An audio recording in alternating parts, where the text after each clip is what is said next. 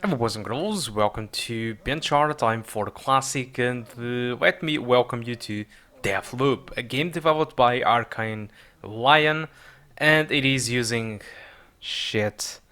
It is using Void Engine. Alright, this is not a good engine by any means. I will explain in more detail why I have this opinion, but for now let's cut this and let's go straight to the business. Let's check out the settings that I'm running these on the GTX 1650 Super, and immediately after you enter the graphical settings, or even when you enter the game immediately says that, oh man, you don't have enough VRAM. Even if you go with the lowest settings possible, 4 gigabytes of VRAM, it is not supported by the game. So it's visual. It can be visualized on the requirements that you need more than 4 gigabytes of VRAM, but for some reason I don't have any issues at all, even when I push the textures. But still, yeah, I will just set my settings over here. So at the moment I'm using 1080p. I will be using a dynamic FSR, which means that the AMD FSR gets triggered on when the frame rate is lower than 60. For the settings, I will be using the low preset, but well, as you can see, I can't really set the anti-aliasing because FSR it is using some sort of temporal component in here, or not. But one of the things that I like to activate in here on the low preset is to enable all the post effects. So there are some settings that you can't really select, like sun shadow, which is set to simple, because the other option is really ray tracing, and for that you really need to have a ray tracing card. So looking to this messed up confusion of a graphic, this is all the settings that I did try out the game. Ultra settings provides a frame rate above 30, high settings provides again a frame rate above 30, median settings provides a good frame rate overall above 60 with 18% of the time above, dropping below 60. Low settings provides a frame rate lower than 60 frames per second, and my custom setting that I'm using in here, which is essentially low settings with all the post effects on and TAA or FSR, what I get it is an experience pretty close to median settings. So in all honesty, probably should go with median settings and enable TAA. Alright, but that's just my opinion. So looking to the requirements, these guys recommend an AMD Ryzen 5 from the first 1000 generation or an i5 8400, 12 gigs of RAM, and the GTX 1060 with 6 gigabytes, not the 3 gigabyte version, alright. And then AMD RX 580, 8 gigabytes of VRAM, not the 4 gigabytes of VRAM. And the performance is pretty great, honestly. I tried these kind of prologue, of the game, where it kind of explains a little bit how this goes and gives you an introduction to the world. And I played a little bit of the first scenario, which is more demanding than these prologue moments. This is where I started to see my game dropping down to 50 frames per second using these settings. But overall, my performance, it is very, very good above 50. There are very, very, very rare stuttering or frame time inconsistencies. I'm saying this because I just checked Steam, and the game have been having mixed reviews, and it seems that most of the complaints about this game, it's not the game itself, it is really just the performance, as to be expected, that this game it isn't performing really well. And well, there are tons of complaints about stuttering, and what I have in here, it is quite the opposite. I don't have any stuttering at all, and if you look to my frame time graph, it is really, really rare when you see a spike. When every time I boot up an Unreal Engine 4 game, I just get micro stuttering all over the place. Every single 10 seconds. And impressively enough, I'm not here to defend the game on this regard or its optimization, but stuttering is something that I don't have with this game at all. This is one of the most stable games regarding frame times I ever played in the latest years. Honestly, this and I don't know, I don't even remember a game as stable as this lately, because all the games tend to stutter. And yes, there was a stutter there, but still, it's super stable. And I'm recording, alright?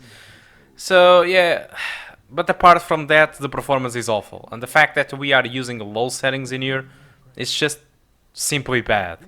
Now, the good thing about this is that the low settings doesn't look really bad. I mean, probably I should change my sentence in here, because the game doesn't look that good at all. Even when you push the game to the maximum graphics, it doesn't feel too much different from this. Yes, you get a boost in, draw distance and foliage, and you also get better shadows at the distance, but overall, it's mostly just that. And yes, when you raise the textures, you get a slightly increase in texture quality, but that's just the major differences that you will notice. And yes, if you have a ray tracing card, obviously, if you change the sun shadow to ray trace, obviously you notice a difference in the quality of lighting and shadows.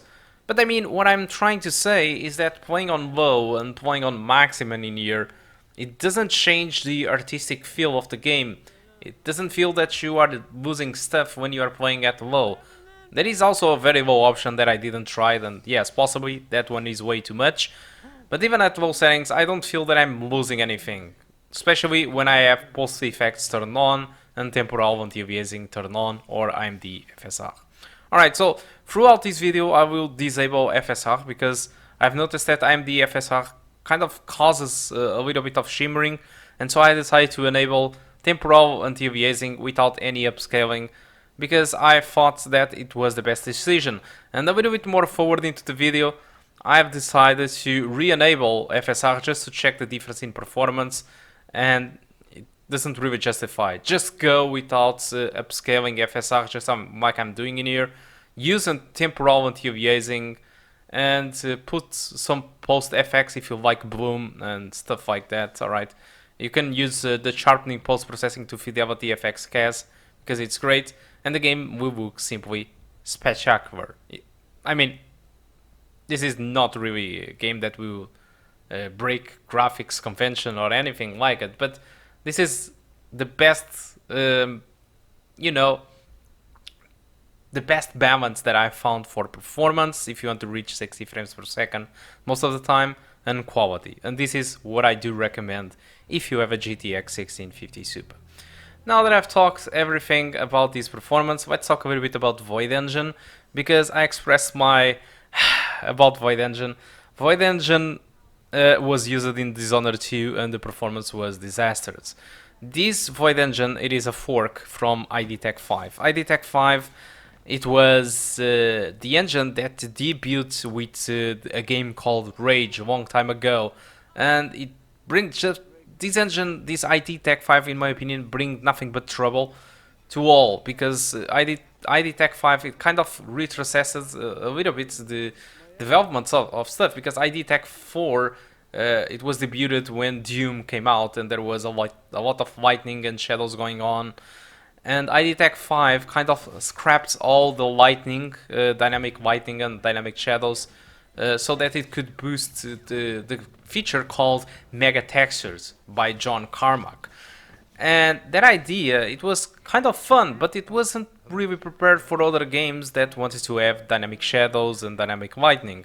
So what happened really is that all the developers that were inside the Bethesda family started to use ID Tech 5, but they quickly noticed that the ID Tech 5 as it is, it wasn't really enough for their necessities, so they had to create a fork from the engine and change the engine. And so that's what Arcane have done.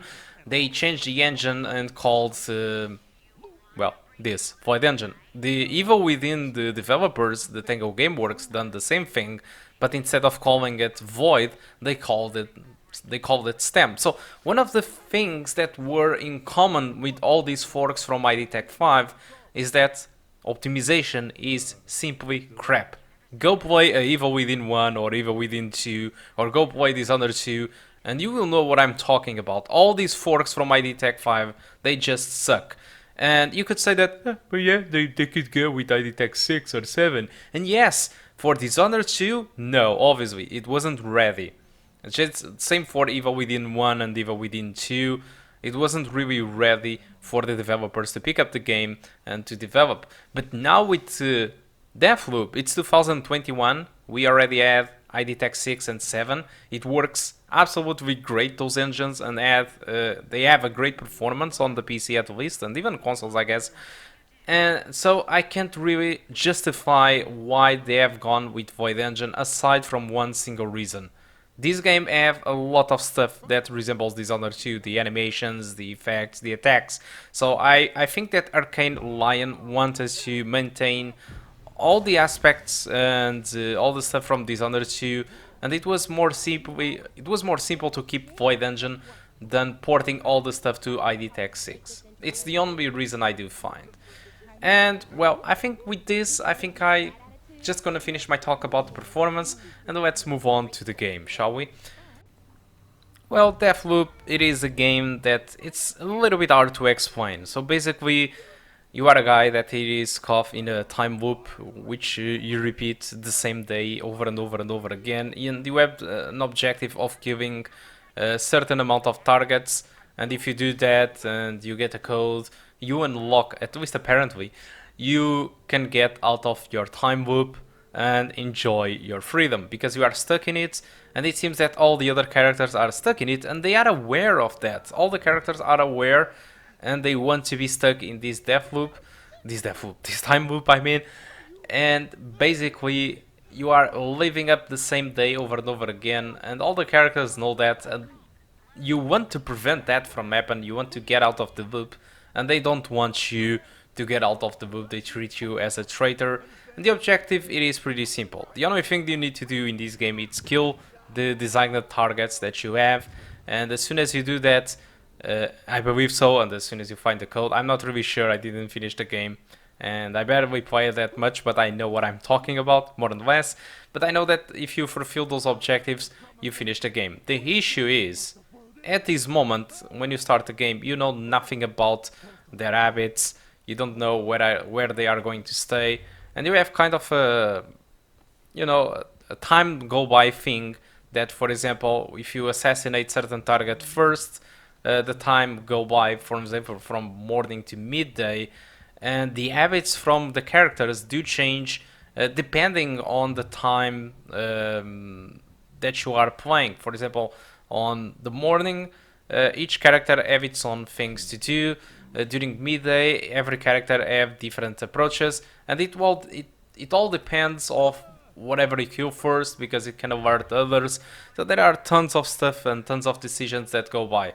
And not only that, there is this girl called, well, Juliana, that is hunting you down. The only thing that she does is just hunting you down, trying to kill you, so that you reset the loop. Every time you die, you get kind of a quick load into some minutes backwards, but if you die a second time, you need to restart the entire day and start over again. And when that happens, you lose every stuff that you had, your equipment, and that's that. But of course, you will enable some points or cash thing in this game that allows you to infuse the weapons, and if you do that, the weapons will survive a time loop. So if you die, it means that you can keep those weapons or those equipments if you infuse them. So basically the game, it's very well done, as expected, as Arcane. I think most of the people are super satisfied with the game, aside from us PC gamers that the optimization leaves a little bit to be desired, but I believe that this is pretty much equal to all platforms. For example, PS5 on its quality preset, it doesn't run at 60, it runs in between 40 to 50, sometimes even 30s. If you go with the performance mode on the console, you get to 60, but the resolution can go lower as 1300 and somethings. And if you go with ray tracing, PS5 have a very bad approach to ray tracing. It's really bad. It's very noisy at some moments, and by using ray tracing, you'll be locked to 30 frames per second. And in my opinion, Deathloop, it is really great when playing at 60 frames per second, because it enables you to be very good with the weapons, very quick, and playing at 30, you really need to be very stealthy, because characters are dumb as hell, but they are quick, and they have a good aim and accuracy. Alright, so just for ending this stuff, Let me just show you the difference between the performance of enabling FSR on manual in here with 60. So as you can see, I have in here FSR set to quality, which is 85% of the 1080p. And what I have in here, it is 53 frames per second, 52, 53, 51. And if I disable this and go back to my native resolution, oh wait, let's just put performance first, which looks horrible. I get 61. This is a very high cost to go to 60 visually. And if I just disable FSR, what I get is 49, 48. So I just lose like 3 to 4 frames per second, and I'm able to maintain a good temporal anti-aliasing and essentially a native resolution. So FSR, it isn't really worth it, in my opinion, in this game, at least for me. So, and with this, I will finish my chit chat. Hope you keep enjoying the rest of the video. There will be some shooting in here, and I do hope to see you soon. Goodbye.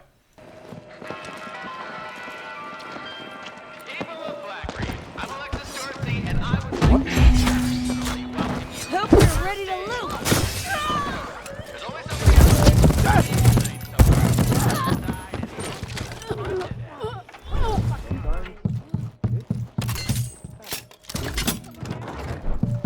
What?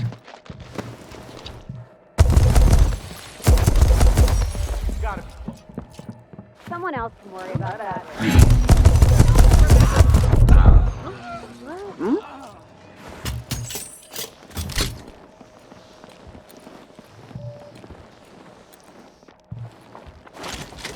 Someone there? Got enough cold.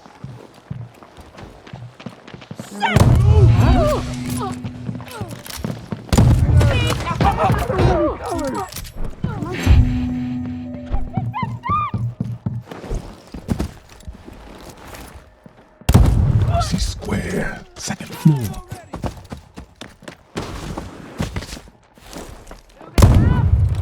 More fucking noise.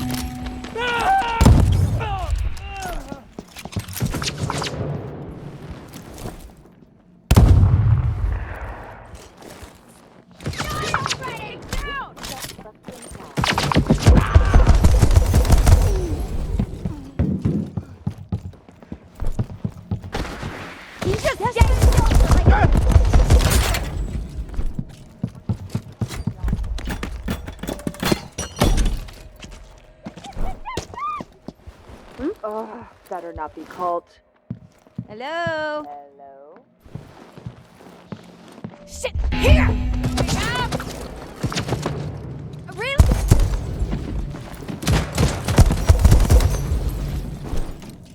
Oh!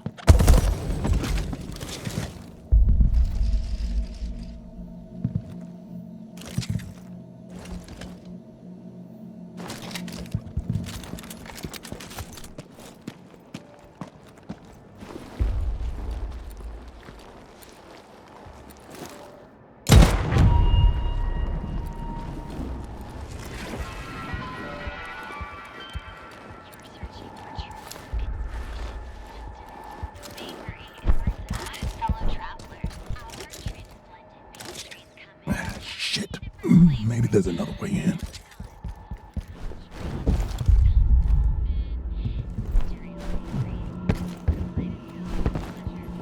This is supposed to be my place. Kinda uptight.